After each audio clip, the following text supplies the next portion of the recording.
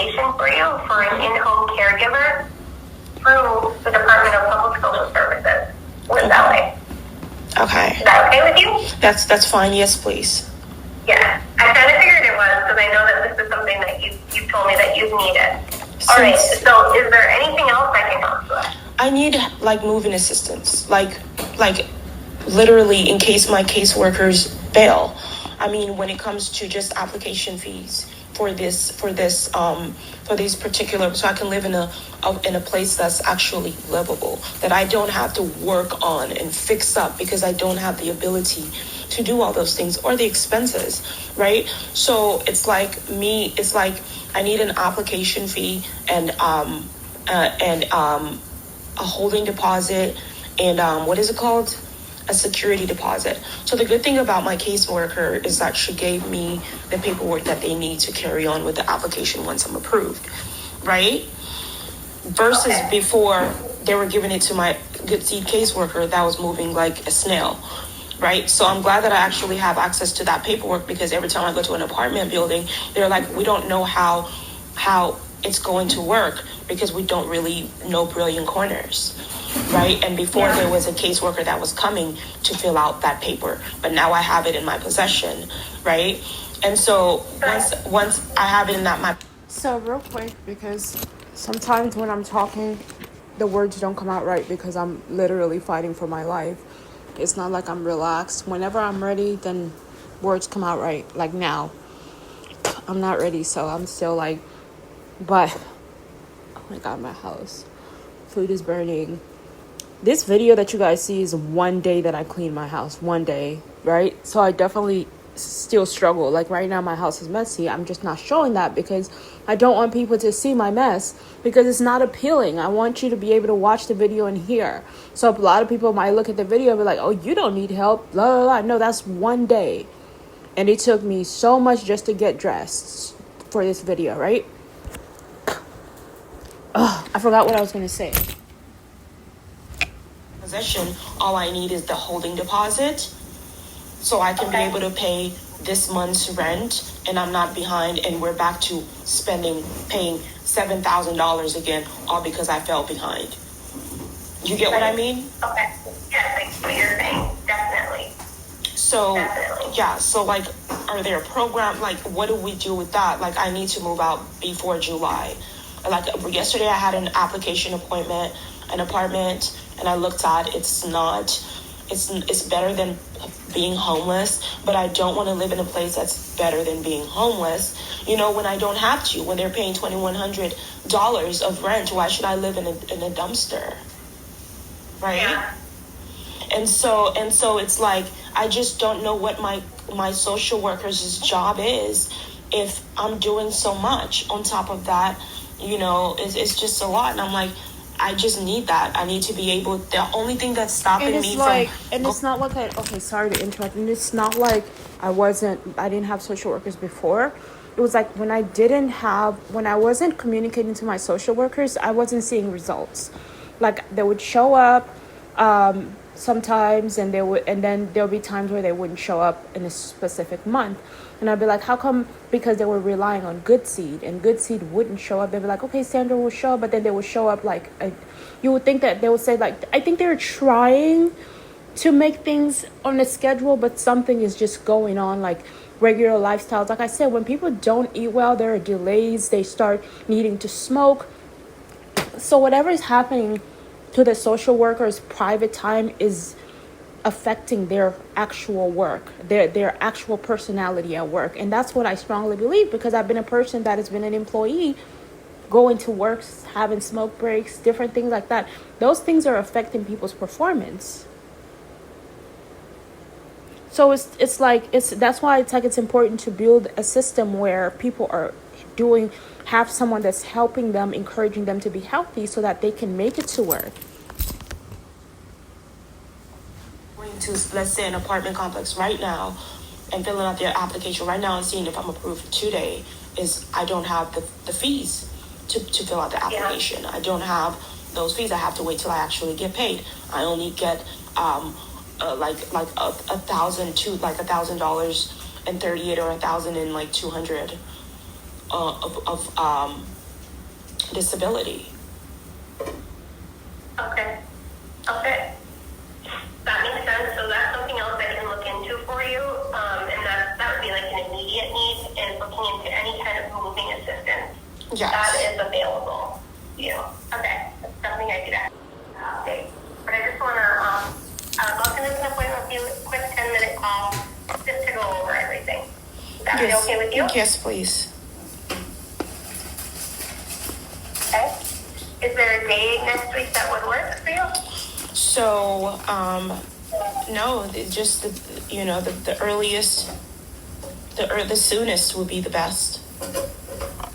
Okay. Let's see. How about would Tuesday the 2nd work for you? And then what time? Around this time, like around 12 o'clock will be perfect. Okay. Tuesday the 2nd. Okay.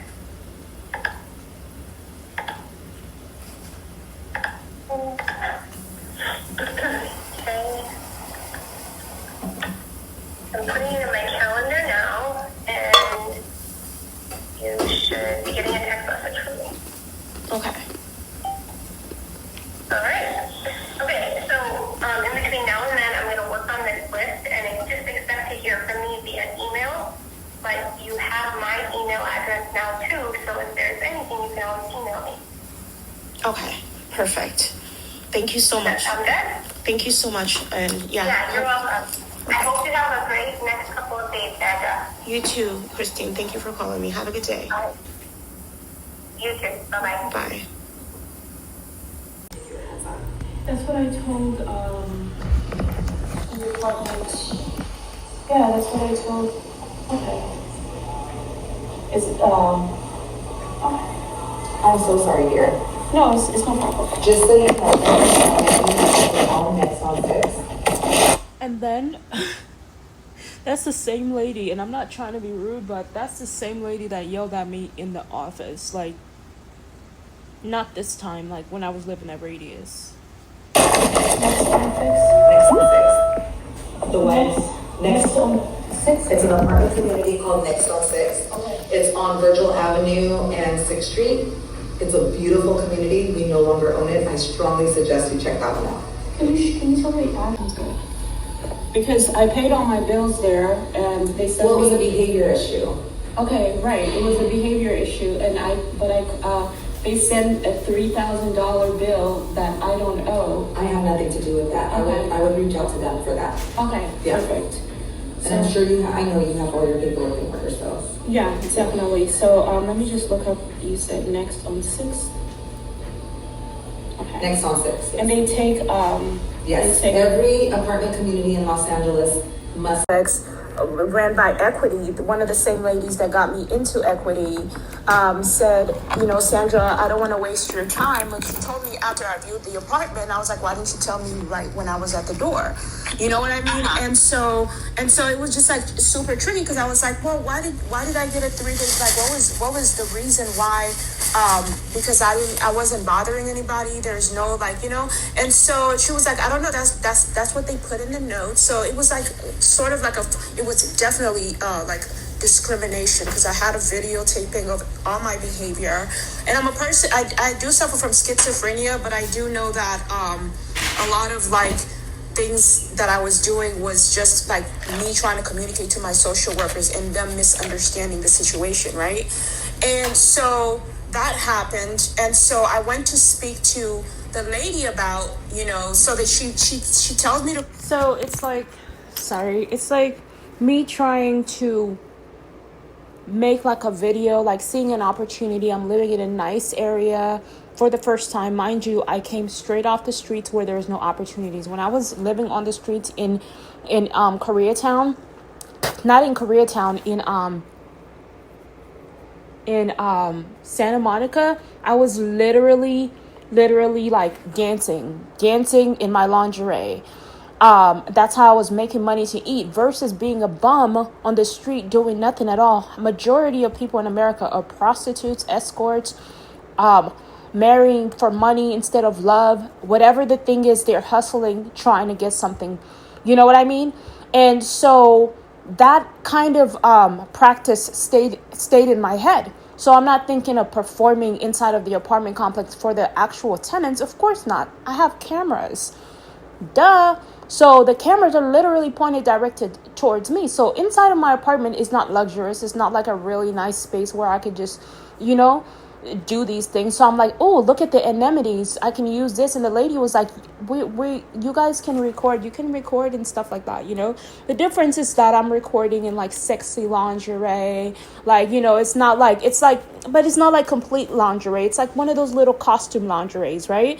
So that's the behavior issue, like part of the behavior issues they're talking about. Like I'm doing a photo shoot inside of the conference room where nobody is, by the way, right? No, there's nobody inside of the conference room. It's just me. Somebody sneaked in and took a picture, or they took a picture through. I'm like, how did you guys get this picture? Oh, they got it from my social media. They were watching my social media and they reported it. It's like, look what she doing. It's like, mind your business. First of all, I was on the table and I didn't mind like literally cleaning it off. Because once like they rent out, like in these high-end apartments, you can actually rent out, if you have more than one party, you can rent out the property. And listen to what the guy told me yesterday at Hanover. If there is any property damage, you know, you just get charged. Like they just charge your card, whatever the property. It's not a big deal. That's what they do. So they don't worry about what you're doing exactly in there. If there is anything that goes on, they just do property damage, or you just pay for it. Like, so for me, it wasn't like a party. It was just a personal photo shoot inside of the conference room, like, you know, doing one of those magazine shoots that they usually do that you see on the magazine, a girl inside of like on top of the table. And it was just a private photo shoot for myself, right? And so they just tried to turn that around on me to make it look like I was on my worst behavior when I was doing a photo shoot in my own personal space using the apartment, right? And so they just made it look like it was a bad thing. And so I was like, okay, I don't mind just wiping the table down. I didn't piss on there. I wasn't on there with my shoes. Like, it's not a big deal. So they're just like, oh my God, disgusting. She's on the table. Mind you, none of them ever use the anemones, ever. They don't have time to, because most of them work, right? So a lot of them don't have time to be in the conference room. So I'm just like, what's the big deal? You guys don't even use a conference room. Like, when you see somebody doing something that you're not doing because you didn't think of it, now it's a problem. So I would think behavior issues is like disturbing other people, right? Causing a disturbance, banging on people's doors. That's behavior issues. But someone that's minding their own business, literally with intentions. It's not like I'm blacking out and doing things that I don't understand. I understand exactly what I'm doing. They just don't understand what I'm doing. That's why they have an issue with it, because everybody else in the property is not doing it, because they actually have the ability and the tools they need in their apartments to do their own thing without needing the extra nice lounge chair, because they have all this stuff in their apartment. And then they are not in the same field as me. They're not I was in the modeling industry. I was a model, and I worked for, what is it called?